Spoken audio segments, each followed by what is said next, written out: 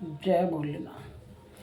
आज मैं आपको एक भोलेनाथ की बड़ी नंदी और भोलेनाथ के ऊपर मैं आपको एक बड़ी अच्छी कहानी सुनाती हूँ कि नंदी का भोलेनाथ से कैसे मिलन हुआ। प्राचीन काल में एक महर्षि था और वह यज्ञ ऐसा बालक चाहता था कि जो माँ के गर्भ से पैदा ना हुआ हो, और वह महायज्ञ के लिए मट्टी खोदने गया।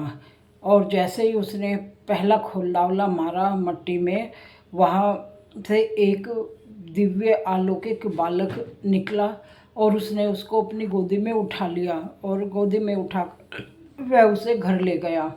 घर ले जाने के बाद में उसने धीरे धीरे महर्षि और उसकी पत्नी ने धीरे धीरे उसे बच्चे को बड़ा किया। बहुत अच्छा था और उस पर महादेव का आशीर्वाद था।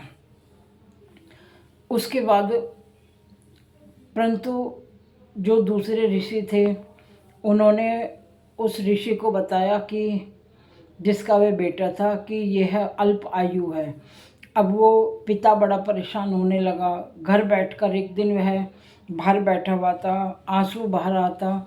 तभी उसका बच्चा आया, कहने लगा, पिताजी आप रो क्यों रहे हो? ये तो ज़िंदगी है, आनी जानी चीज़ है। तो उसकी ये बातें सुनकर बच्चे को आशीर्वाद दिया और अपने गले से लगा लिया। और कुछ टाइम के बाद में उसने सोचा कि मैं महादेव से बात करके देखता हूँ, बच्चे ने।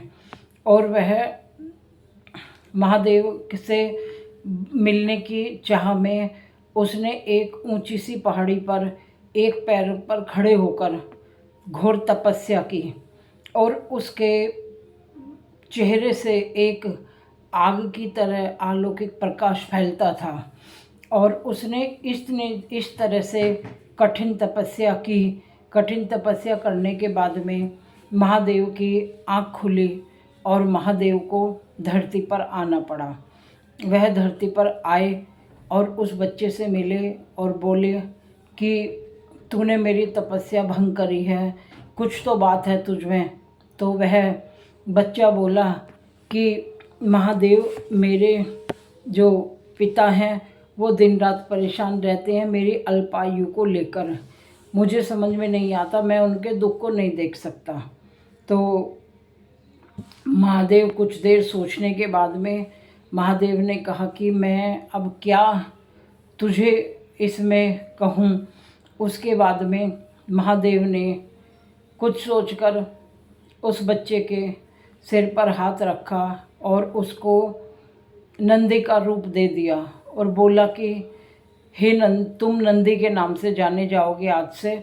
और उस बच्चे ने कहा कि मैं हर समय आपके साथ रहना चाहता हूँ, मुझे ये वरदान दो और मैं कभी भी आपसे अलग ना हूँ। तो महादेव ने उसकी तपस्या से प्रसन्न होकर उसको ये भी वरदान दिया था कि तुम अमर रहोगे हमेशा और हमेशा मुझसे पहले तुम्हारी पूजा होगी। तो आपने दोस्तों कहीं भी मंदिर में देखा है कि नंदी बाहर बनी रहती है और जो भी ये भी महादेव जी ने बोला कि हे नंदी, मुझ तक बात पहुंचने से पहले वह आपके कान में कुछ बात बोलेंगे तो वह मुझे उसके बाद ही सुनाई देगी, तो मैं मनुष्य की इच्छा पूरी करूंगा। ऐसा वरदान दिया नंदी को। और नंदी तब से ही हमेशा भोलेनाथ के, महादेव के साथ जाने जाते हैं, उन्हीं के साथ रहते हैं हर समय। और जिस मंदिर में महादेव की मूर्ति स्थापित की जाती है, उसी मंदिर में सबसे पहले नंदी की मूर्ति स्थापित की जाती है। और वह एक बैल के रूप में भगवान ने उनको आशीर्वाद दिया था हाथ फेर कर, और तब से ही नंदी की भी पूजा होती है। सबसे पहले लोग बाग नंदी के पैर छूते हैं और अपनी कोई भी इच्छा भोलेनाथ तक पहुंचानी हो तो वह पहले नंदी जी के कान में बोलते हैं, उसके बाद भोलेनाथ तक वह जाती हैं। तो भोलेनाथ ने नंदी को अपना भक्त बना लिया। और ऐसे ही आप देखो कि अगर हम भी सच्चे मन से तपस्या करें, सच्चे मन से भगवान को मांगे, तो ऐसा नहीं है, भगवान तक हमारी भी बात पहुंचती है।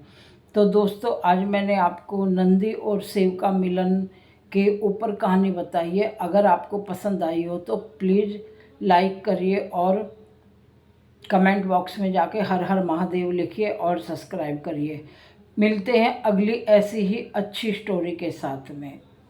हर हर महादेव।